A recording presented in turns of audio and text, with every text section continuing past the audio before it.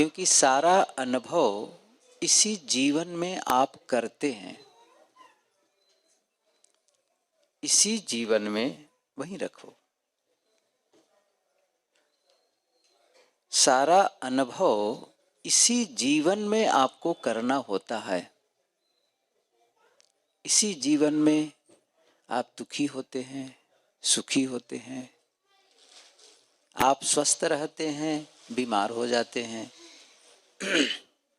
हानि होती है, लाभ होता है, सम्मान होता है, अपमान होता है। यही तो जीवन है। इसी जीवन में आप यदि सही ढंग से जीने लग गए तो परमात्मा का अनुभव भी होगा। उसी को आत्मा अनुभव भी कहते हैं। आत्मानुभूति, आत्मानुभूति के लिए कोई दूसरा जीवन नहीं मिलेगा।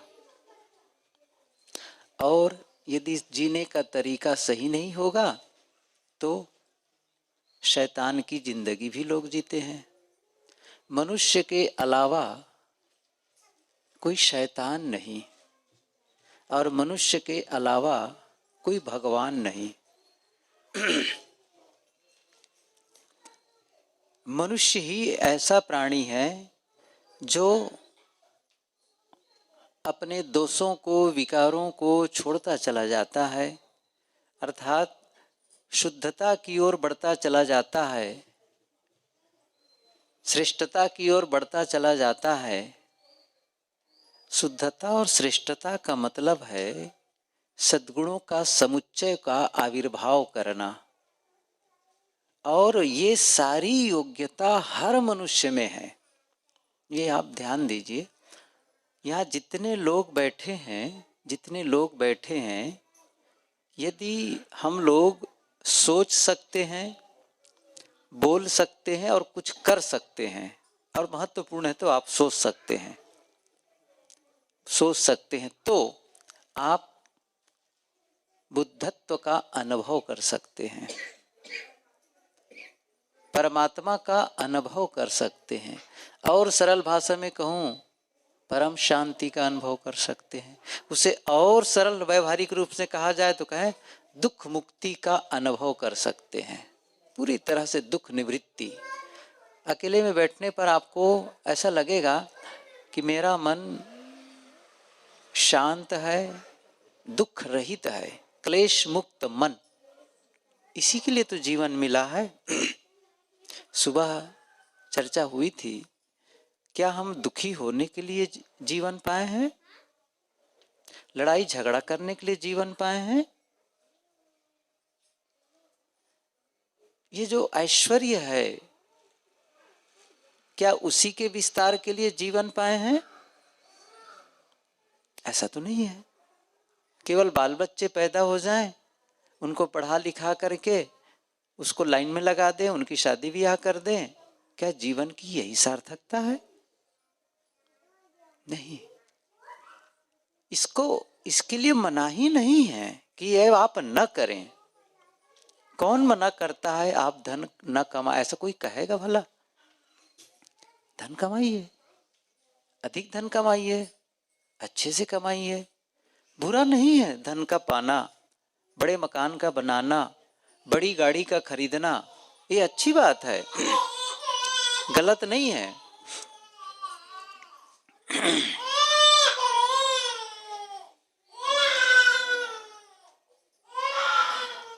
लेकिन ये जीवन का लक्ष्य नहीं है। मैं आपको एक सरल सी बात बताऊं। आप गाड़ी चलाते हैं, चाहे आप मोटरसाइकिल चलाते हो या फिर आप कार चलाते हो, तो गाड़ियां कैसे चलती हैं? किससे चलती हैं? तेल से, पेट्रोल से। बिना पेट्रोल के आप गाड़ी नहीं चला सकते। बिना पेट्रोल के गाड़ी नहीं चलती है। आप चलाते ही हैं, पेट्रोल डालते हैं, गाड़ी चलाते हैं। लेकिन क्या पेट्रोल के लिए गाड़ी चलाते हैं? फिर से कह रहा हूं, पेट्रोल के बिना गाड़ी नहीं चलती है। लेकिन क्या गाड़ी आप पेट्रोल के लिए चलाते हैं? नहीं, सीधी सी बात है, किसी और काम के लिए। इसी प्रकार से धन के बिना हमारा जीवन नहीं चलेगा, धन के बिना हमारा जीवन नहीं चलेगा। लेकिन क्या जीवन धन कमाने के लिए है? नहीं, किसी और काम के लिए है, तो वो काम कर लेना है। ये साधन है और साध्य तक पहुंचने का आधार है। मैंने कहा ना, इसकी आवश्यकता है। भोजन चाहिए, कपड़े चाहिए, रहने की जगह चाहिए, गाड़ी चाहिए, दवाई चाहिए, बहुत सी चीजें चाहिए, तो उसके लिए हमें धन कमाना ही पड़ेगा और अच्छी बात है। लेकिन क्या धन कमा करके अशांत होना है? क्या धन कमा करके शांत नहीं हो जा सकता है? बिल्कुल हो जा सकता है। आप सफल होकर के भी शांत हो सकते हैं। ये पूरी सफलता तभी मानी जाएगी, अर्थात आपके पास में जीवन गुजर की पर्याप्त चीजें हैं, लेकिन आपका मन भी शांत है और प्रसन्न है, प्रसन्न है। जरा ख्याल करिए, आपके पास में सब कुछ हो, सब कुछ हो और पर्याप्त नहीं, कुछ ज्यादा ही हो, लेकिन मन अशांत हो, मन में पीड़ा हो, तो उन सारी चीजों का क्या महत्व है? उन सारी चीजों का क्या महत्व है? यदि वो चीजें कुछ कम हो और मन शांत हो तो चलेगा, है ना, वो चलेगा। चीजें कम हो, बड़ा मकान ना हो करके छोटा मकान हो, लेकिन मन प्रसन्न रहता है। परिवार में रहते हैं, परिवार के साथ में बहुत खुश रहते हैं, एक दूसरे के साथ में। परिवार के जितने सदस्य हैं मिलते हैं, खूब खुश रहते हैं, एक दूसरे को देख करके मुस्कुराते हैं, बातें करते हैं, हंस हंस कर बातें करते हैं, एक दूसरे को देख करके मुंह नहीं फुलाते हैं, गंभीर नहीं हो जाते हैं, या चिल्लाकर डांट डपट के भाषा नहीं बोलते हैं, खुश होकर के बोलते हैं। मकान छोटा है लेकिन आपस में खुश रहते हैं।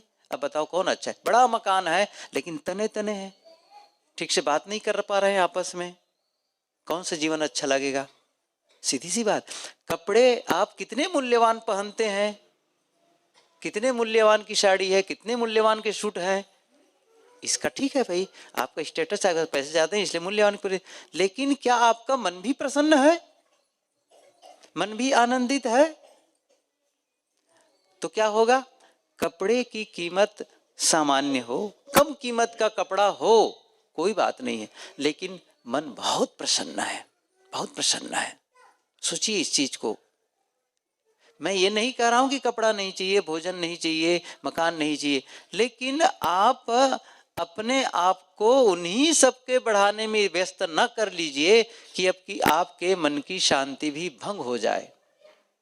ये आपकी असली संपदा है, ये ध्यान दीजिए। क्या? जो मानसिक शांति है यह असली संपदा है, यह न छीनने पाए, यह खराब न होने पावे, इसकी रक्षा करें। आखिर में भौतिक संपदा की आप रक्षा करते हैं, सबको पता है कैसी रक्षा करते हैं। जैसे घर में हो गोल्ड, सोने की हार हो या सोने के चांदी के आभूषण हो, कहाँ रखते हैं उसको? क्या वहां रख देते हैं जहां जूता चप्पल उतारते हैं? नहीं, कहाँ रखते हैं? हाँ, अपने कमरे के अंदर में अलमारी। अच्छा, अलमारी में कई खंड होते हैं, उन कई खंडों में छोटा सा है ना लाकर होता है। अब उसमें क्या करते हैं? उसमें डालेंगे, फिर उसमें ताला लगाएंगे, फिर अलमारी में ताला लगाएंगे, फिर दरवाजे पर ताला लगाएंगे, और दरवाजे पर ताला लगाते लगाते हर ताले पर उसको खींच खींच के देखेंगे ठीक से बंद है कि नहीं है। क्या करते हैं? कितनी सुरक्षा, किसको? उस भौतिक धन को। और आपके भीतर में मानसिक शांति, शांति रूपी परम संपत्ति है, कितनी रक्षा कर पाते हैं उसकी, उसकी सुरक्षा कर पाते हैं। कोई भी आता है लूट के ले जाता है, कोई भी बातें करेगा कुछ अच्छी अच्छी बातें और चलते समय कह दिया सारी बातें तो ठीक है लेकिन तुम वज्र मूर्ख हो, बस इतनी सी बातें कह दी उसने और हमारी शांति लुट गई। रक्षा कर पाए? अच्छा, कितनी बार कहा उसने? एक बार कहा, एक बार कहा। ये पता नहीं कैसे हम लोगों की एक मानसिक एक पैटर्न बन गया है। इसी को मैं बताऊं, जैसे आपके ही साथी होगा, किसी के भी साथी, मेरे साथी कोई आ जाएं या परिचित आ जाएं और बहुत अच्छी अच्छी बातें मेरे लिए, आपके लिए 10 प्रशंसा सूचक शब्द कहे जिससे मेरा स्वाभिमान बढ़े, ऐसे ऐसे उन्होंने 10 शब्द कहे, लेकिन अब चलते वक्त क्या कहता है, ये सारी बातें तो ठीक है, लेकिन हो तुम वज्र मूर्ख, ये चलते वक्त कह दिया। एक ही बात कहा, एक बार कहा और चला गया। अब आप ध्यान दीजिए, आप अगले दिन में किस बात को ज्यादा याद रखेंगे? 10 प्रशंसा वाली बात नहीं, किसको? बस एक जो उन्होंने कह दिया ना, वज्र मूर्ख हो। अच्छा, उसने एक बार कहा और चला गया, और उसी को हम कितनी बार दोहराते हैं, उसने मुझे मूर्ख कहा, उसने मुझे मूर्ख कहा, उसने, इतनी बार रिपीट करते हैं और सचमुच मूर्ख बन जाते हैं। उनके कहने से तो मूर्ख नहीं हुए, लेकिन अपने आप को हम 10, 20, 50 बार दोहराते चले गए और सचमुच हम मूर्ख बन गए और हमारी शांति भंग हो गई। क्यों रक्षा नहीं कर पाते हैं? छोटी छोटी घटनाएं, छोटी छोटी बातें ऐसे हमारे मन की शांति को भंग करते चली जाती हैं। हमें चाहिए हम अपने आप को ऐसा मजबूत बनाते चले जाएं। जैसे पहले रजवाड़े होते थे तो किला बनवाते थे ताकि वहां जाकर के सुरक्षित हो जाएं। आजकल बंकर वगैरह बनवाते हैं, सब लड़ाई में होती हैं, टैंक होते हैं, वहां अंदर घुसते हैं लोग, क्या करते हैं। तो आज तो बड़ा कठिन है बचना, लेकिन उसके बावजूद आप अपने भीतर में अपनी सुरक्षा कवच तैयार करें, अर्थात बाहर से जो भी घात प्रतिघात आए वह मुझे विचलित न कर सके। क्यों? ये लोगों का स्वभाव है, वो अपने ढंग से बोलेंगे। क्या आप लोगों को ठीक कर ले जाएंगे? उनको बदल पाएंगे? उनको सुधार पाएंगे? नहीं बदल सकते हैं। उनका अपना ढंग है बोलने का, उनका व्यवहार करने का ढंग है। अब उनकी गलती को लेकर के मैं दुखी और क्रोधित हो रहा हूं, अपना नुकसान कर रहा हूं। जैसे एक माता ने कहा कि साहब मुझे बहुत क्रोध आता है, कुछ उपाय बताइए जाके क्रोध खत्म हो जाए। उनसे कहा गया कि एक सुई ले लीजिए और सुई दिया जाए आपको, और उस सुई से आप अपने बाह में उसको चुभोइए जोर से। तो क्या आप ऐसा करेंगे? नहीं करूंगी। क्यों? पीड़ा होगी, दर्द होगा, इससे मेरा नुकसान क्यों करूं मैं? सही है, नहीं करेंगे। लेकिन दूसरे की गलती पर आप क्रोध कर रहे हैं, तो क्रोध करके किसका नुकसान कर रहे हैं? गलती सामने वाले की, और सजा आप भोग रहे हैं। इससे खून सूख रहा है आपका, शरीर परेशान हो रहा है, मानसिक अशांति, मानस में एक प्रदूषण अंदर में, और वो प्रदूषण आपको परेशान कर रहा है। आखिर इन सब चीजों को जानने और समझने के लिए कोई बहुत बड़ा उपदेष्टा की जरूरत नहीं है। यही बता दूं मैं कि आपको बुद्ध ही आए और जगाए चेताए, कबीर ही आए और जगाए चेताए, इसकी क्या बात है? आप तो खुद अपना जीवन जी रहे हैं। आप देख लीजिए अपने जीवन को। मुझे रोज रोज जो जीवन जी रहा हूं उसमें कैसे परिणाम आ रहे हैं, बस इसी को देख लीजिए। आज मैंने ये पूरा दिन जिया, कैसा लगा मुझे? और थोड़ा सा रिवर्स हो जाइए, रिवर्स, इसको कहते हैं आत्मावलोकन, सिंहावलोकन, जो भी कह लीजिए, आत्मनिरीक्षण, कोई भी नाम ले लीजिए आप।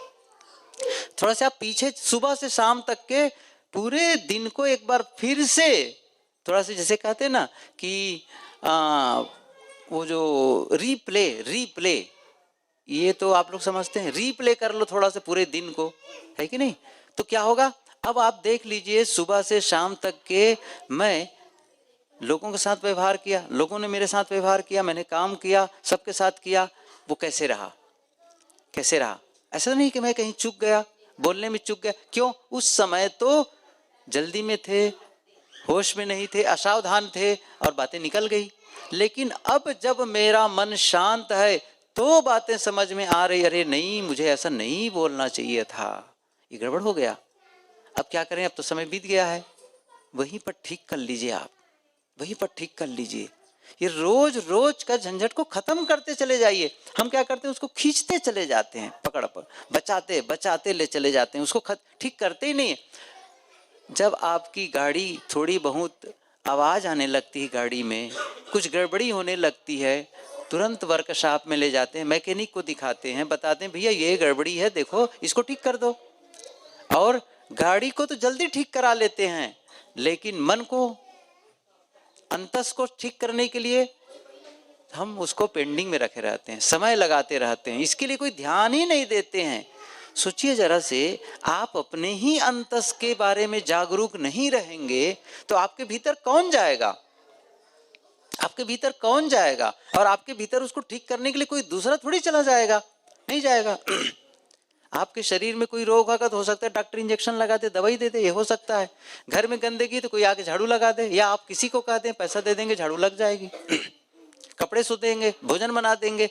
लेकिन अंतस के कचड़े को, और वही जो आपको परेशान कर रहा है, वही जिससे आप अशांत हैं, वही जिससे आप दुखी हैं, उसे ठीक करने के लिए तो आपको ही मेहनत करनी पड़ेगी। और इसी को तो भजन कहते हैं, इसी को तो साधना कहते हैं। अलग से कहाँ भजन और साधना? क्या आप सोचते हैं कि मैं हिमालय में जाऊंगा तभी ऐसा हो पाएगा? कभी नहीं जा, न तो जा पाएंगे न कर पाएंगे। ऐसा कुछ होता नहीं है कि हिमालय में जाने से वो सब हो जाता है। आप घर में ही रह के वो कर सकते हैं। और ये भी मत सोचिए मैं अयोध्या जाऊंगा, प्रयागराज जाऊंगा, बनारस जाऊंगा, गया जाऊंगा, वहां ठीक होगा। हम लोग सब जगह रह के देख लिए, मैं बता देता हूँ। प्रयागराज में तो आश्रम ही है, वर्षों रहे हैं, कुंभ कितना किए हैं, हरिद्वार में महीनों महीने रहे हैं, अयोध्या में कितने साल रहा, बनारस जाते हैं। आप जैसे हैं वैसे वहां के लोग भी हैं, कुछ भिन्न नहीं है, कुछ नहीं होता है इससे। इसलिए आप जहां हैं वहीं पर अपने आप को देखना शुरू कर दीजिए। और मैंने क्या कहा, बहुत सरल तरीका बता रहा हूं। आप जब भी बिस्तर पर जाएं तो थोड़ा से पूरे दिन को झांक लें। प्रयोग है। अब कोई करेगा ही नहीं इस काम को, करेगा ही नहीं। अब ये कहेगा भगवान जब चाहेगा तब दुख छूटेगा, भगवान जब चाहेगा तो जीवन का उद्धार होगा, तो पड़े रहो भगवान भरोसे। गलती आप करें, पाप आप करें, और पाप को काटने वाले भगवान हो जाएंगे? ये भी तो सोचो जरा से। यदि वो पाप आपके बदले में करता तो आपके बदले वो पाप को छुड़ा भी देता। लेकिन गलत तो हम कर रहे हैं, तो हम गलत करेंगे तो हम पूजा कर लेंगे भगवान का और हमारी गलतियों को क्षमा कर देंगे। क्यों करेंगे वो? क्या ऐसा? कुछ लोग तो ऐसा कुछ मानते हैं, भगवान को नौकर चाकर मानते हैं।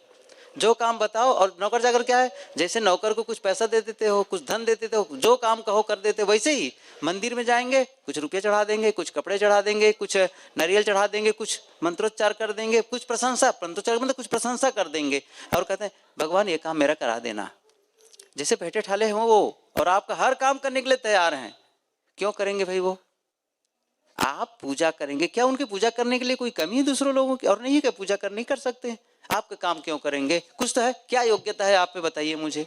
हम सब में कोई योग्यता है जो भगवान हमारी बात सुने? नहीं सुनने वाले हैं, योग्यता ही नहीं है, कैसे सुनेंगे वो? बहुत छोटी सा उदाहरण, एक बच्चों का चुटकुला।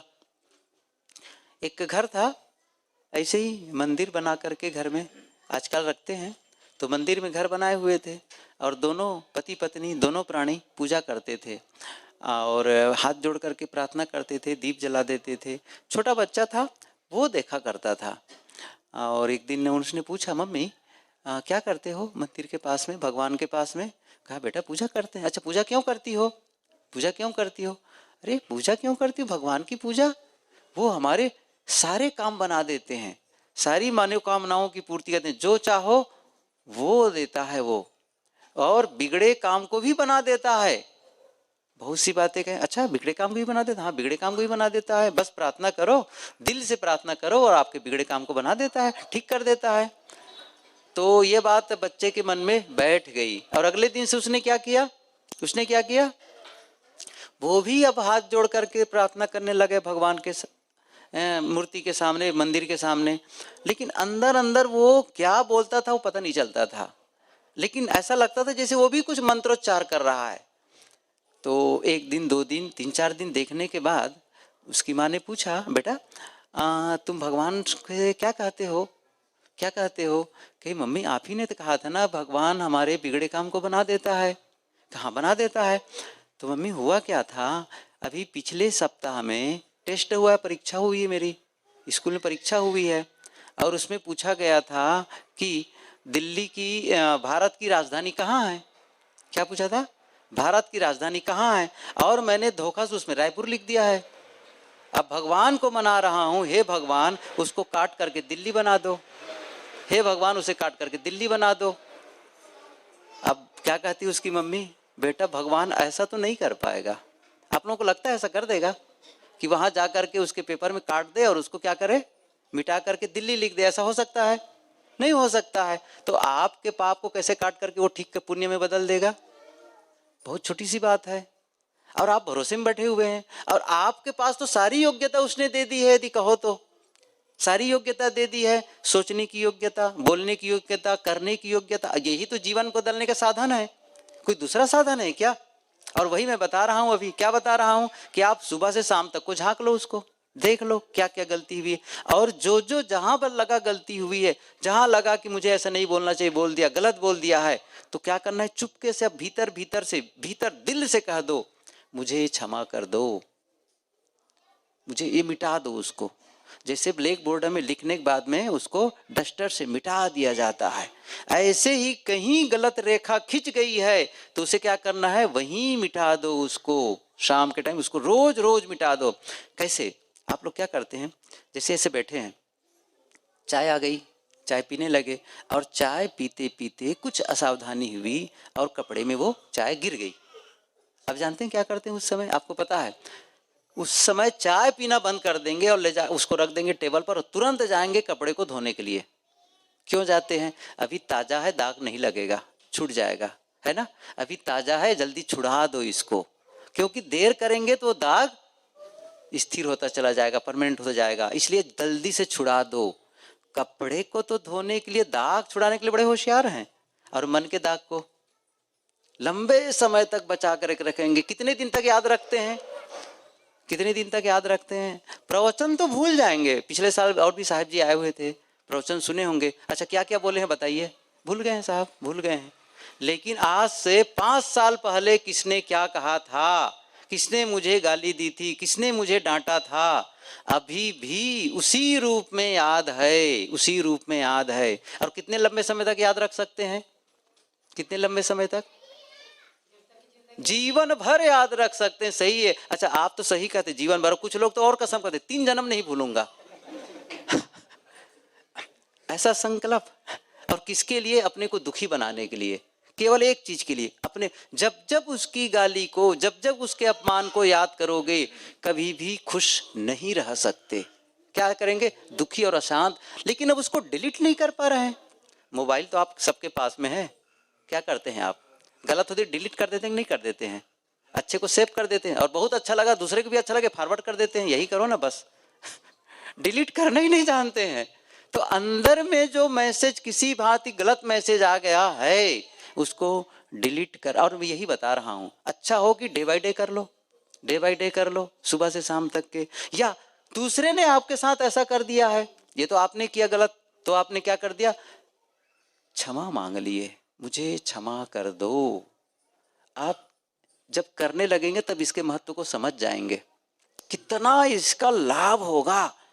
आपके अंदर में जो बोझ लदा रहेगा ना, लदा रहेगा ना, वो जैसे लगेगा हल्का हो गया, और बड़ी गहरी नींद में आप चैन की नींद सोएंगे। और कहीं दूसरे ने गलती कर दी आपके साथ में, आपको लगा कि उनको ऐसा नहीं करना चाहिए, उसने मेरे साथ अन्यायपूर्ण व्यवहार किया है, तब क्या करना चाहिए? तब आप उनको क्षमा कर दो, मैं आपको क्षमा करता हूं, आप फ्री हो जाएं और मैं भी फ्री हो जाऊं। क्योंकि जब उनके लिए नहीं, उनके लिए नहीं, अपने लिए, अपने लिए, ये ध्यान दीजिए, अपने लिए। ये जो क्षमा करना और क्षमा मांगना उनके लिए नहीं है, अपने लिए है। आपको फायदा मिलने वाला है इससे, आपको फायदा मिल। और छोटी छोटी बातें, क्या बताऊं मैं, छोटी छोटी बातों को भी हम, मैं तो कई बार ये भी कहता हूं, आपकी गलती नहीं भी है ना कई बार, और सामने वाले को लग रहा है कि वो, आपको पता चलता है कि आप गलत बिल्कुल नहीं है, हो सकता है सामने वाले की गलत हो, लेकिन फिर भी वो अकड़बाज है, वो अभिमानी है, तो भी रिश्ते को सही बनाए रखने के लिए आप समझदार हैं, इसलिए आप क्षमा मांग लीजिए। क्या कहा? आपकी कई बार गलती नहीं है, उसके बावजूद आप रिश्ते को बनाए रखने के लिए, मधुर बनाए रखने के लिए आप क्षमा मांग लीजिए, और वहीं से फिर रिस्टार्ट हो जाएगा, वहीं से फिर से वो मधुरता। और वो जितने दिन से कॉम्प्लेक्स चल रहा है ना, जितने दिन से आपस में तनातनी चल रहा है लंबे वर्षे से, वो भी आपके क्षमा मांगने से वहीं पर खत्म हो जाता है। और इसके लिए मैं एक उदाहरण दिया करता हूँ। एक घटना, एक गृहस्थ था लेकिन साधक था। बहुत ऐसे गृहस्थ होते हैं जो साधक प्रवृत्ति के होते हैं।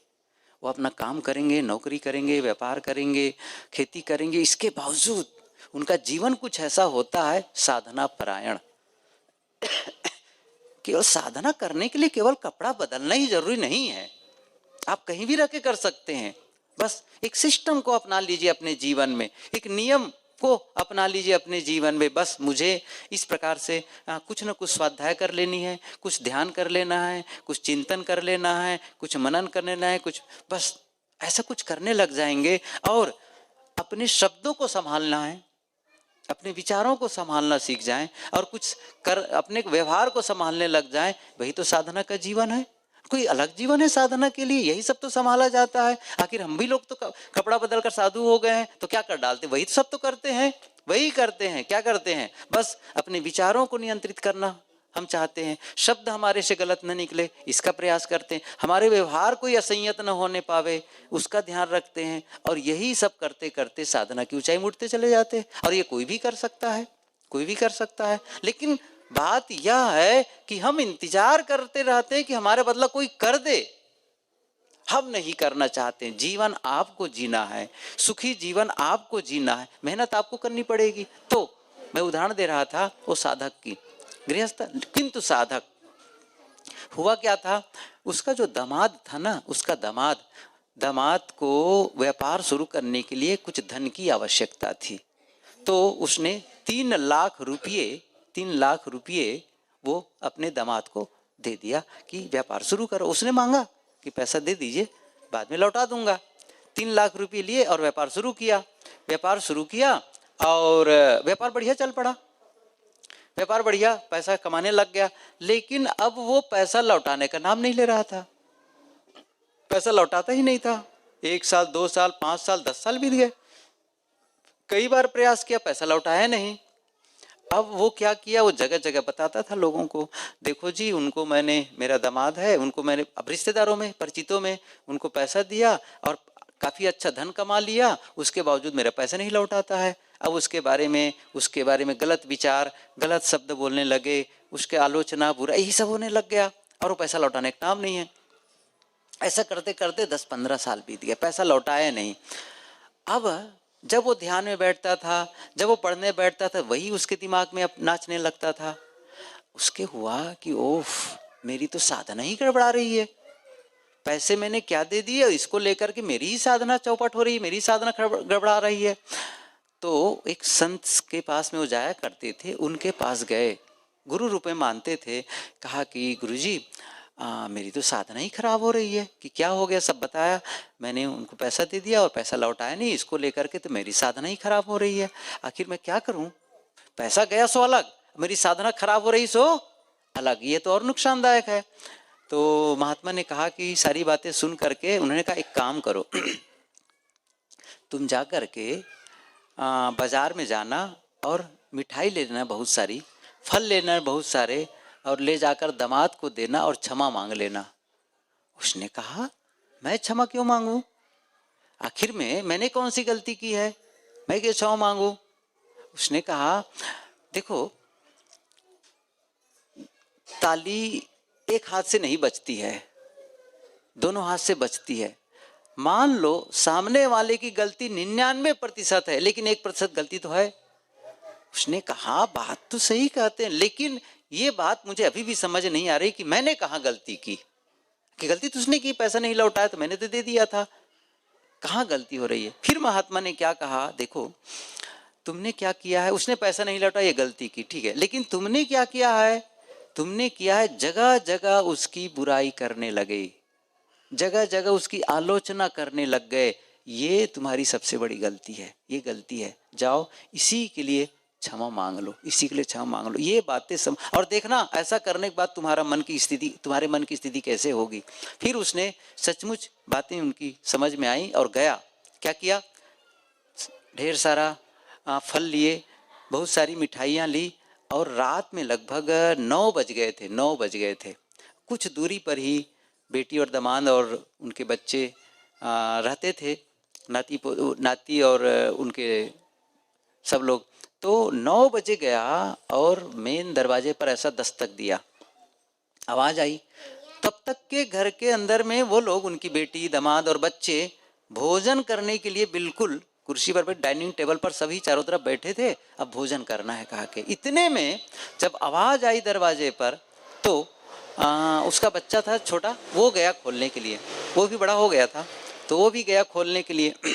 जब खोलने के लिए गया, दरवाज़ा खोला तो उसके मुंह से अनायास एक जोर से शब्द निकल गया, नाना जी आ गए। 15 साल बाद वो उस घर में गए थे।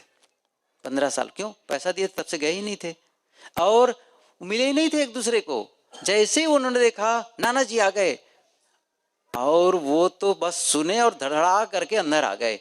और वो लोग भी अवाक थे, उनकी बेटी, उनके दामाद, वो भी अवाक, अरे पिताजी आ गए, कैसे आ गए? अब गए और जो कुछ भी वो लिए थे फल और मिठाइयाँ वो टेबल पर रख देते हैं और अपने दामाद से कहते हैं, बेटा मेरे से गलती हो गई, मुझे क्षमा कर दो, मुझे क्षमा कर दो। इतनी बातें सुना उसके दामाद ने रोने लग गया, जोर से रोने लग गया, पैर पकड़ लिया, उठाया, गले से लगाया, दोनों रोते रहे एक दूसरे के गले लग करके। उसकी बारी खत्म हुई, अब बेटी का नंबर था। बेटी भी 15 साल बाद पिताजी से मिली है, फिर भी दोनों एक दूसरे को गले मिलते हैं और रोने लगी। इसी बीच वो दामाद जाता है अपने कमरे में और पूरे 3 लाख रुपये निकाल करके अपने ससुर के सामने रखता है और कहता है, पिताजी ये रुपया आप रख लीजिए, ये रुपया आप रख लीजिए। तब उसके वो जो साधक ने क्या कहा, साधक ने कहा, बेटा आज मैं इस कौड़ी के लिए नहीं आया हूँ, आज मैं इस कौड़ी के लिए नहीं आया हूँ, और जिसके लिए आया था वह मुझे मिल गया, वह मुझे मिल गया। उसने क्या कहा, यदि आप इसे नहीं रखेंगे तो मैं अंदर से जलता रहूंगा, मेरी ही शांति और सुकून पाने के लिए, संतोष के लिए आप इसे रख लीजिए। रख लिया और रख कर क्या किया, उन सारे रुपयों को उन्हीं बच्चों में बांट दिया। और फिर तब तक 11 बज गए थे। सभी लोग उस गाड़ी में बैठते हैं, उनके जो साधक आए थे उस गाड़ी में बैठते हैं और फिर घर ले जाते हैं। ख्याल करिए, 11 बजे के बाद लगभग 12 बजे वो घर पहुंचते हैं। 15 साल के बाद बेटी अपनी माँ से मिल रही थी और माँ बेटी से मिल रही थी, भाभी से मिल रही थी वो, और घर के बच्चे एक दूसरे को मिले, देखे और एक दूसरे को मिल करके आंसू बहाए, कुछ किए। आप जानते हैं वहां का माहौल कैसा रहा होगा? क्या माहौल रहा? 3 लाख रुपये कहाँ गए, कैसे हुआ, उसका महत्व नहीं, गलती किसकी है यह नहीं देखी गई है, करना क्या है। देखिए, किसी ने बहुत सुंदर कहा है कि क्षमा मांगने का अर्थ यह नहीं है, क्षमा मांगने का अर्थ यह नहीं है कि मैं गलत वह सही, नहीं, इसका अर्थ है मेरे में उनसे रिश्ते निभाने की काबिलियत ज्यादा है, मैं रिश्ता निभाना चाहता हूं, इसलिए मैंने क्षमा मांगी। किसी ने बहुत सुंदर कहा है, कुछ बेतुके झगड़े कुछ इस तरह खत्म कर दिए मैंने, जहां गलती नहीं भी थी वहां भी हाथ जोड़ लिए मैंने। क्यों झगड़ा कोट हो रहे हैं? क्षमा कर दो, क्षमा मांग लो, कितना रिलैक्स आप महसूस करने लग जाएंगे, आपका मन प्रसन्न हो। ये क्या आप में क्षमा करने की योग्यता नहीं है? अंदर है। क्रोध जो आदमी कर सकता है, जो आदमी क्रोध कर सकता है, वह आदमी क्षमा भी कर सकता है, वह आदमी प्रेम भी कर सकता है, आदमी में सारी योग्यता है। जो आदमी दुखी हो सकता है, जो आदमी दुखी हो सकता है, वह आदमी सुखी भी हो सकता है।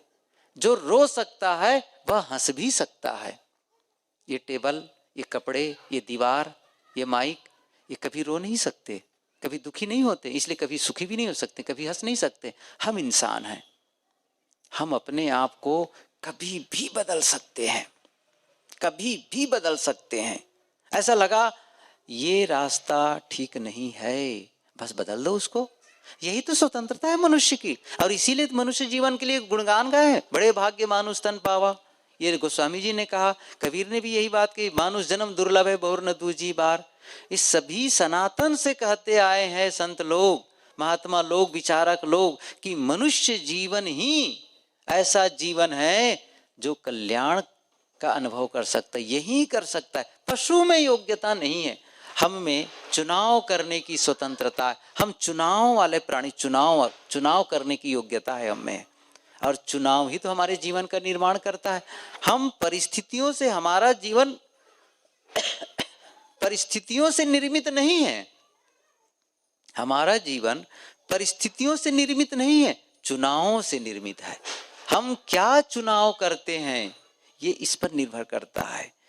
कैसे सोचना है ये आप चुनते हैं, क्या बोलना है ये आप चुनते हैं, क्या देखना है, क्या खाना है, क्या जाना है, कहाँ जाना है, क्या किसको मित्र बनाना है, किस मित्र को छोड़ना है, ये चुनाव आप ही तो करते हैं। कौन सी नौकरी करनी, कौन सी छोड़ देनी है, कहाँ कब तक कैसे करना है, ये चुनाव किसने किया है? आप ही तो किए हुए हैं।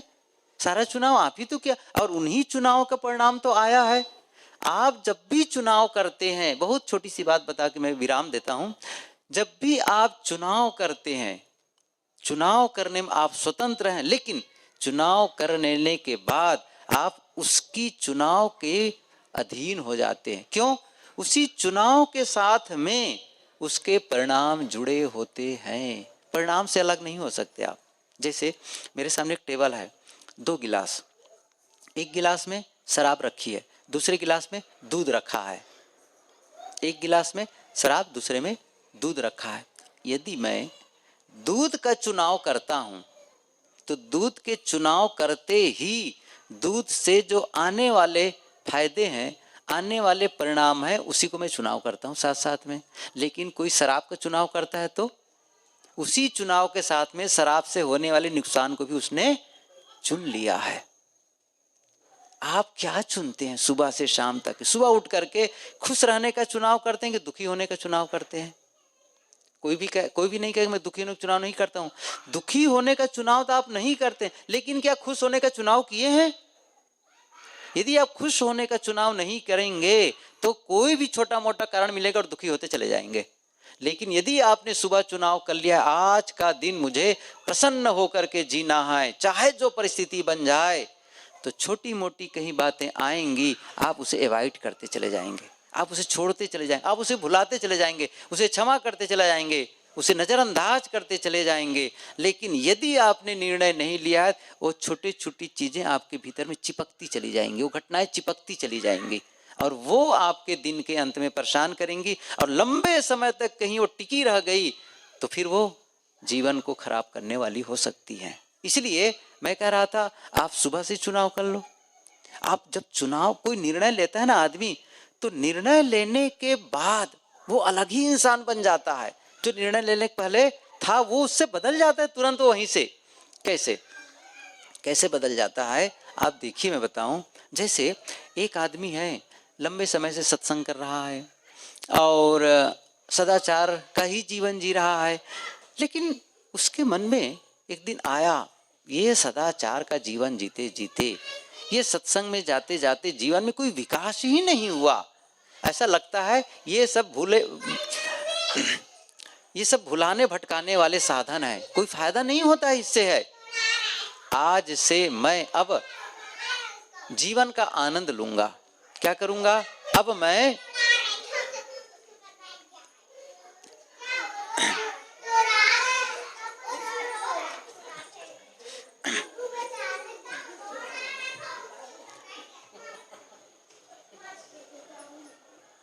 कोई बात नहीं, बच्चों की गलती नहीं है, संभाल ले तो अच्छा है, उनको पता नहीं है कि हम क्या कर रहे हैं। थोड़ा सा संभालें तो अच्छा रहेगा। मैं तो बंद करने वाला हूँ, मेरा 2 मिनट और बाकी है, 2-3 मिनट 2-3 मिनट में बंद कर दूंगा। तो मैं कह रहा था, उसको सुन लीजिए। तो उस आदमी ने क्या किया, बस हो गया, मुझे अब मैं चोरी करूंगा, मैं शराब पीऊंगा, ऐसे चुनाव किया। अब जानते हैं क्या हो गया? चुनाव करने के पहले जैसा वो इंसान था, चुनाव, और जैसे ही चुनाव किया दूसरा इंसान बन गया, वो दूसरा इंसान बन गया। ऐसे ही एक आदमी है जो गलत रास्ते पर जाता है, चोरी करता है, शराब पीता है, सिगरेट पीता है, बहुत से गलत काम करता है, लेकिन अचानक उसके मन, अरे बस हो गया, ये अनाचार कदाचार का जीवन ये ठीक नहीं है, कभी इतने लंबे समय से कर रहा हूँ, कभी शांति और सुकून का सुख का जीवन नहीं जिया, अब मैं अपने आप को बदलूंगा।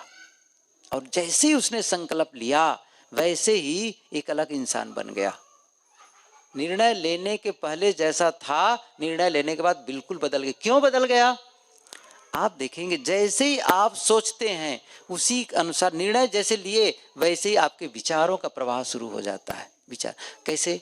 यही के बारे में बताता हूँ। आप सत्संग में आने का निर्णय लिए, जैसे ही सत्संग में आने का निर्णय लिए आपका मन सोचने लगा। क्या हुआ? कुछ काम ऐसे हैं जिसको जल्दी निपटा दो, कुछ काम ऐसे हैं जिसको बाद में कर लेंगे, जाना है जाना है जाना है, कितना हुआ, सही कि नहीं? और वो मन सोचने लगा कि सत्संग में जाना ही है, इसके लिए बिल्कुल जाना ही चाहिए। अब अंदर क्या कर, बिल्कुल जाना चाहिए सत्संग में, अंदर क्या, बिल्कुल जाना चाहिए सत्संग में, और जल्दी करो व्यवस्था को, जल्दी। ये क्या हुआ? अंदर विचार आ रहा है। फिर अपने साथी का है, मुझे सत्संग में जाना है, पहले विचार बदलना शुरू हो गया, फिर शब्द निकलने और आपके कदम बढ़ गए, सत्संग के लिए कदम बढ़ गए शुरू से।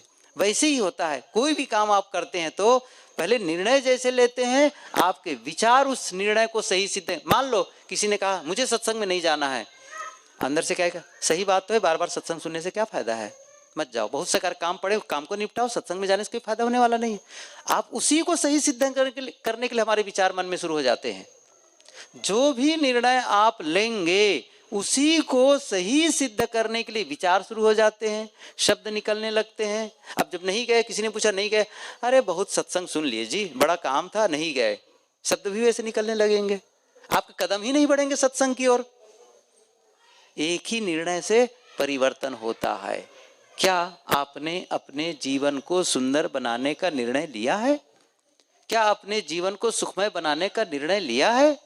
यदि नहीं लिए हैं तो जीवन अपने आप सुंदर होने वाला नहीं है, अपने आप निर्मल होने वाला नहीं है। मैंने सुबह भी कहा था, अपने आप अपना आपका घर गंदा हो सकता है, हो जाता है, लेकिन अपने आप साफ नहीं होता है। आपके कपड़े अपने आप गंदे हो जाते हैं, लेकिन अपने आप साफ नहीं होते हैं। सुबह स्नान करते हैं, शाम तक लगता है फिर से, अभी तो गर्मी आ गई, देखना शाम को फिर ना होनी चाहिए, गर्मी में फिर से शरीर में धूल आ गई है, पसीने आ गए हैं, अपने आप होते चले जाते हैं। लेकिन साफ करना पड़ता है, शरीर को साफ करना पड़ता है, कपड़े को साफ करना पड़ता है, घर को साफ करना पड़ता है, अपने आप नहीं होते। ऐसे ही आपके अंतस, आपके भीतर अंतरात्मा को भी साफ करना होता है। और ये काम मैंने बताया, बहुत थोड़ा उदाहरण देकर बताया। देख लो, शाम को बैठो, शाम को बिस्तर पर जाओ, थोड़ा झांक लो जरा से, कहाँ कहाँ गड़बड़ी हुई, कहाँ कहाँ कचड़े आ गए, कचड़े को साफ कर दो।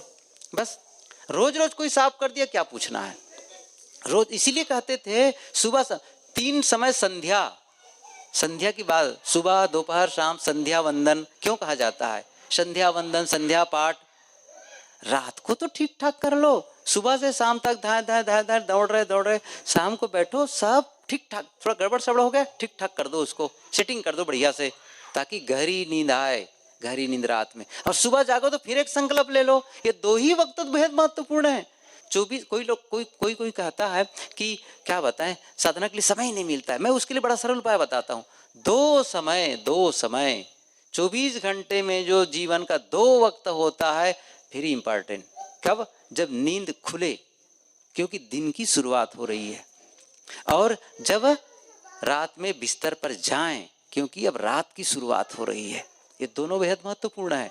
सुबह ही आपने एक निर्णय ले लिया, आज के दिन को मुझे कैसे जीना है। घर में किसी से भी गलती हो गई, हो जाएगी आज मान लो, तो भी मुझे चिल्लाना नहीं है, तो भी मुझे डांटना नहीं है, तो भी मुझे शांत रहना। यदि समझाने की जरूरत पड़ी तो मैं प्रेम से और मीठे शब्दों में समझाऊंगा। ये निर्णय ले लो, सुबह निर्णय ले लो, तो अवसर आएगा तो आप ऐसा कर पाएंगे। लेकिन आप निर्णय ही नहीं लेंगे तो आदत, आपकी जो पुरानी आदत है, डांट डपट की भाषा, चिल्लाने की आदत, नाराज होने की आदत, क्रोधित होने की आदत, वो आदत आपको फिर से रिपीट कर देगी वो आदत। लेकिन उसी आदत के, उसी पैटर्न को तोड़ना है, उसी को, श्रृंखला को तोड़ना है, और नए ढंग से आदत बनाने की जरूरत है, नए ढंग से जीवन को जीने की जरूरत है। देखो, नए ढंग से जीवन जिएंगे तो नए परिणाम आएंगे। अभी तक जैसे जीवन जीते आए हैं वही जीवन आज भी जिएंगे, वही जीवन आज भी जिएंगे तो क्या होगा, वही परिणाम आएगा जो अभी तक आया था। लेकिन आप अपने व्यवहारों को बदलते हैं, आप अपने ढंग को बदलते हैं तो उसके जीवन के परिणाम भी बदलने लगेंगे। फसल बदलने के लिए बीज बदलना होता है, फसल बदलने के लिए बीज बदलना होता है। जीवन के परिणाम को बदलने के लिए जीवन की एक्टिविटीज को बदलना होता है, अर्थात सोचने के तरीके बदलना होगा, बोलने के तरीके बदलने होंगे, करने के तरीके बदलने होंगे। बस यही है जीवन परिवर्तन का ढंग। और ये भी कोई नहीं करना चाहेगा। कोई भगवान भरोसे बैठा रहेगा, कोई भाग्य भरोसे बैठा रहेगा। ये भगवान भरोसे बैठे वाले और भाग्य भरोसे वाले लोग कभी भी प्रगति जीवन में नहीं कर सकते हैं। खुद का भरोसा करो, यही कबीर का संदेश है। उन्होंने क्या कहा है, करो बहिया बल आपनी छाड़ बिरानी आस, जाके आंगन नदिया बहे सोकस मरे प्यास। और जब आप अपने जीवन को सुंदर बनाने का निर्णय ले लेते हैं तो फिर सत्संग सहयोगी हो जाता है, सदग्रंथ सहयोगी हो जाता है, संत सहयोगी हो जाते हैं और पूरी सत्ता आपके सहयोग में लग जाएगी। लेकिन आप जीवन को बर्बाद करने की दिशा में गए तो उसके लिए भी लोग सहयोगी मिल जाएंगे, लोग सहयोगी मिल जाएंगे। क्या आप कोई शराब पीना चाहेगा तो उनको साथी नहीं मिलेगा? जुआ खेलने वालों को साथी नहीं मिलेगा? हर क्षेत्र में लोग साथी मिलने वाले हैं। अच्छे की ओर चलो तो साथी मिलने वाले हैं, बुरे की ओर चलो तो साथी मिलने वाले हो। चुनाव आपका है, कौन सा रास्ता अपनाना चाहते हैं। और सारे रास्ते खुले हुए हैं, आपको ही चुनाव करना है, परिणाम उसी चुनाव के अनुरूप आने वाला है। इसलिए जीवन बहुत सुनहला मिला हुआ है, बहुत अच्छा अवसर है। आज हमारी इंद्रियां ठीक ठाक है, आंखों से देख पा रहे हैं, पैरों से चल पा रहे हैं, मन से सोच पा रहे हैं, शब्दों से बोल पा रहे हैं, सब कुछ बढ़िया कर पा रहे हैं। और इसी को सही दिशा में जीवन को मूवमेंट मोड़ना शुरू कर दें, सही दिशा में जीना शुरू कर दें और जीवन का परिणाम जो रिजल्ट है डे बाय डे वो अच्छे से अच्छे आने लगेंगे। और वही जीवन जिससे आप दुखी और शांत हो रहे हैं, उसी जीवन में सुख और शांति का अनुभव हम सभी करने लग जाएंगे। तो आप लोगों ने काफ़ी ध्यान से और प्रेम से सुना। बच्चे कुछ ज़रूर बोल रहे थे, थोड़ा सा डिस्टर्बेंस ज़रूर होता था। यदि ये न बोलते तो शायद आपस का कम्युनिकेशन और बढ़िया होता। लेकिन फिर भी जिन लोगों ने ध्यानपूर्वक सुना और ये मन में आया कि ये बातें मुझे काम की है और इसे मुझे जीवन में उतारना है और सचमुच मेरे जीवन में जो भी चेंजेस करने जैसा है उसको मैं करने के लिए संकल्प लेता हूँ, संकल्प लेती हूँ, तो जीवन में वहीं से यू टर्न आता है, वहीं से आता है, अलग से नहीं आएगा। कोई सुनहरा दिन आने वाला नहीं है। हम लोगों ने एक वाक्य लिखा है अपने आश्रम में सीढ़ी चढ़ते ही सूरत में, साधना के लिए जिस सुनहरे अवसर की प्रतीक्षा कर रहे हो वह दिन आज है, वह दिन आज है। यदि जीवन बदलना चाहे तो कल और परसों नहीं आएगा, आज आएगा। आज क्यों? आज ही चुनाव कर लिए, बस कल सूर्य निकलेगा कुछ और ही दिखेगा, फिर वो कुछ और ही सूर्य होगा फिर हमारे लिए। वो सूर्य नहीं होगा जो अब तक उगता था, वो दूसरा ही दिखेगा फिर हमारे लिए। अर्थात हमारे जीवन को सुंदर बनाने के लिए सहयोगी हो जाएगा वही सूर्य, वही हवा, वही प्रकृति, वही लोग, वही भोजन, वही कपड़े। अब लगेगा जैसे हमको सुंदर बनाने में सहयोगी हो गए हैं। तो हम सभी एक संकल्पवान हो जाएं, निर्णय ले लें जीवन को खूबसूरत बनाने के लिए। और मैंने कहा वो सारी योग्यता सब